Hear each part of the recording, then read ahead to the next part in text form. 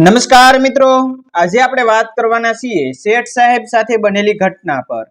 વખત વોચ કંપનીના 45 વર્ષના માલિક અધીર દલાલે બરાબર 11 વાગે ઓફિસમાં પગ મૂક્યો એ સાથે જ બહારના વિશાળ ખંડમાં બેસીને પોતાનું કામ કરી રહેલા તમામ કર્મચારીઓએ કાંડા ઘડિયાળમાં જોઈને સમય મેળવી લીધો। કોઈની ઘડિયાળ 2-5 મિનિટ આગળ હતી તો કોઈની પાછળ।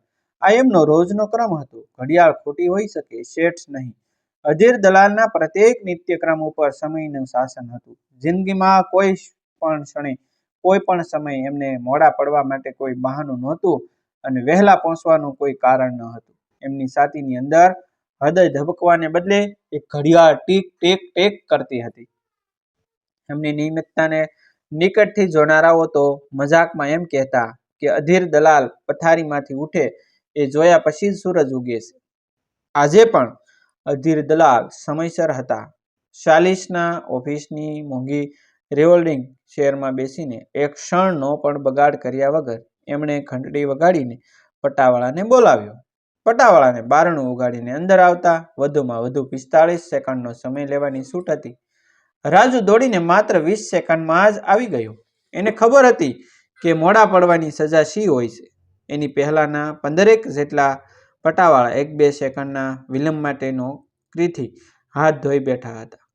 અધીર દલાલ વધુ કશું જ ન બોલે। આવતીકાલથી નોકરી ઉપર ન આવશું, આ એમનો તકિયા કલામાં હતો। રાજુ અદબ વાળીને ઊભો રહ્યો। પૂછ્યું, મેનેજર આવી ગયા છે? હા શેઠ સાહેબ। અને ઇન્ટરવ્યૂ માટેના ઉમેદવારો એ પણ આવી ગયા છે? કેટલા છે? કુલ 10। 7 ભાઈઓ છે અને 3 બહેનો। ભાગલા એ રીતે ન પડાય। આ 21મી સદી છે। હવે સ્ત્રીઓ અને પુરુષો વચ્ચે કામની બાબતમાં કોઈ તફાવત નથી રહ્યો। એ કહે છે કે સમયસર કેટલા આવ્યા છે અને મોડા પડનારા કેટલા છે? રાજુને ખબર હતી કે આ સવાલ પૂછવાનો છે। એણે જવાબ તૈયાર જ રાખ્યો હતો। આપણે છાપાની જાહેર ખબરમાં 10:30નો સમય આપ્યો હતો। બરાબર 10:30 સુધીમાં આવી જનારની કુલ સંખ્યા 3ની છે। 4 જણા 2 મિનિટ મોડા પડ્યા છે।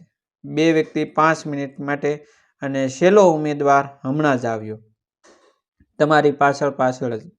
પહેલા 3 ઉમેદવારોને છોડીને બાકીના 7ને હાંકી કાઢ। એમને કહી દે કે અધીર દલાલ એવા માણસોની ક્યારેય ઇજ્જત નથી કરતો જેઓ સમયની ઇજ્જત નથી કરતા। અને પહેલા 3માંથી એક ઉમેદવારને અંદર મોકલ અને જો એક વાતની સિવેટ રાખજે, એ દરેકને કહી દેજે કે બહાર ખુરશીમાં ઊભા થયા પછી મારી સામે ખુરશીમાં ગોઠવાય ત્યાં સુધીમાં એમની પાસે વધુમાં વધુ 1.5 મિનિટનો સમય રહેશે। જે વાર લગાડશે એનો ઇન્ટરવ્યૂ ત્યાં જ ખત્મ થઈ જશે। રાજુ અદબથી સલામ ભરીને બહાર દોડી ગયો। પછી ઘડિયાળના કાંટે ઉમેદવારોના ઇન્ટરવ્યૂ ચાલુ થયા। બધું મળીને 30 મિનિટમાં મામલો સમાપ્ત। દરેકના નસીબમાં 7 મિનિટનો સમય આવ્યો। અધીર દલાલની આજ તો ખૂબી હતી, કોઈ પણ ઉમેદવાર કેમ ન હોય। 7 મિનિટના ઇન્ટરવ્યૂમાં એની 7 પેઢી ન વાંચી લે તો અધીર દલાલની જિંદગી પાણીમાં ગઈ। અધીર દલાલે માથું નિરાશામાં હલાવ્યું। ઘંટડી મારીને પટાવાળાને બોલાવ્યો। મેનેજરને કહી દે કે જાહેર ખબરના પૈસા માથે પડ્યા। 3 ઉમેદવારો ગધેડા હતા, કોઈને સમયની કિંમત જ નહોતી। એક જણ જન્મ આવવામાં મોડો પડ્યો તો ડૉક્ટરે આપેલી તારીખ ઉપર 4 દિવસ સડી ગયા, ત્યારે ભાઈ સાહેબ પૃથ્વી ઉપર આવ્યા।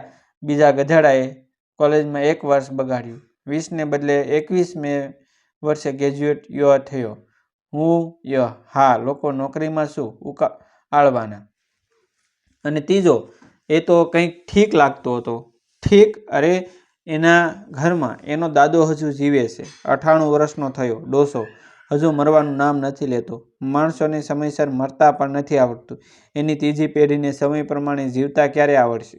મેનેજરને કહીને બીજા ઇન્ટરવ્યૂ માટેની જાહેર ખબર મોકલાવી દે। અને શેઠજી, બહાર એક બહેન ઊભા છે, જુવાન છોકરી છે, ઇન્ટરવ્યૂ માટે જ આવ્યા છે, પણ 1 મિનિટ જેટલા મોડા પડેલા, એટલે મેં એમને તમારી સૂચના હતી ને એટલે જ પાછા કાઢ્યા છે।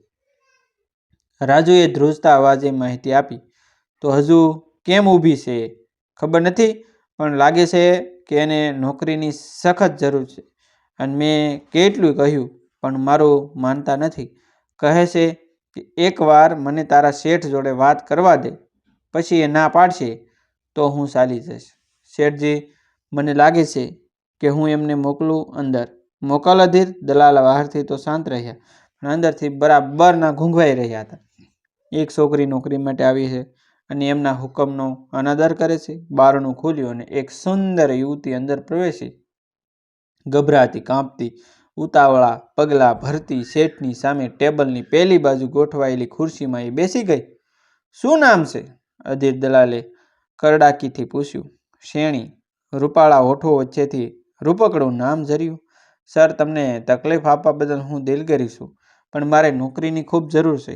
પપ્પા મૃત્યુ પામે છે, મમ્મી નાનું મોટું કામ કરે છે, સંતાનમાં એકલી હું છું અને અહીં આવવામાં મારે ફક્ત 1 જ મિનિટનું મોડું થયું છે. તમે જો એટલી છૂટછાટ મૂકો તો 1 મિનિટ. તને ફક્ત 1 જ મિનિટ લાગે છે છોકરી. 1 મિનિટમાં પૂરી 8 સેકન્ડ હોય છે અને 60 સેકન્ડ હોય છે અને સેકન્ડના 100મા ભાગ જેટલી મોડી પડવા બદલ પીટી ઉષાએ ઓલિમ્પિકમાં મેડલ ગુમાવ્યો હતો. એ વાતની તને ખબર નથી લાગતી? તે આજે સમયને નથી સાચવ્યો, માટે સમય પણ તને નહીં સાચવે. You can go now. શેણી જવા માટે ઊભી થઈ પણ સહેજ અટકીને ઊભી રહી. જાઉં છું, પણ એક વાત પૂછું લઉં? તમે જે છેલ્લું વાક્ય બોલ્યા સમય વિશેનું, એ તમારું પોતાનું વાક્ય છે કે બીજા કોઈ પાસેથી સાંભળેલું? અધીર દલાલ ગર્વથી ટટાર થયા. મારું પોતાનું. આમ જોવા જઈએ તો એ વાક્ય નથી, પણ મેં વિકસાવેલો સમાજ છે. જિંદગીભર મેં સમયને સાચવ્યો છે, એની ઇજ્જત કરી છે અને સમયે મારું માન જાળવ્યું છે. આજે મારી પાસે કરોડોની સંપત્તિ છે. એનું કારણ પણ એ જ છે, સમયનું સુસ્ત પાલન.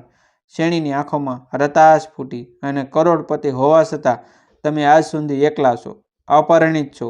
લાગણીના ચલણમાં તોલવા બેસીએ તો ભૂખડી બારસ જેવા છો, કારણ કે આજથી 22 વર્ષ પહેલાં માત્ર અડધી મિનિટ જેટલા સમય ફેર માટે થઈને તમે એક એવી પ્રેમિકાને તરસોડી બેઠા હતા કે જે તમને સાવ સાચો પ્રેમ કરતી હતી અને કદાચ તમે પણ એને ખૂબ ખૂબ ચાહતા હતા. શું કહ્યું? અધીર દલાલ અધીરા બની ગયા. તું કોની વાત કરે છે? તમારી ભૂતકાળની પ્રેમિકા શિપ્રા શ્રોફાની. એ તમને બગીચામાં 5 વાગ્યે મળવા માટે સમયસર જ નીકળી હતી, પણ સિટી બસને કારણે 30 સેકન્ડ જેટલી મોડી પડી.